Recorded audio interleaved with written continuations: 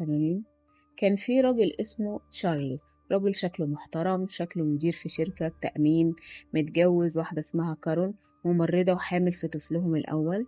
الناس كانوا شايفينهم زوجين مثاليين، عندهم بيت شيك وعربية ومستقبل باين عليه مبشر.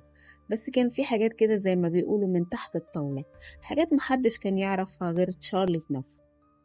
لكن في ليلة 23 أكتوبر سنة 1989 الشرطة استقبلت مكالمة طوارئ من تشارلز.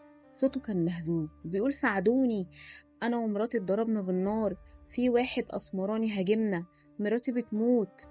الشرطة طبعا جريت بسرعة وراحت المكان اللي فيه الوصف. لقوا العربية، وكارول كانت مرمية جوه ومضروبة بالنار في راسها، وتشارلز كان مضروب بالنار في بطنه بس كان لسه عايش. الليلة دي كانت ليلة مأساوية. كالور دخلت في غيبوبة وبعد ساعات ماتت، والبيبي كان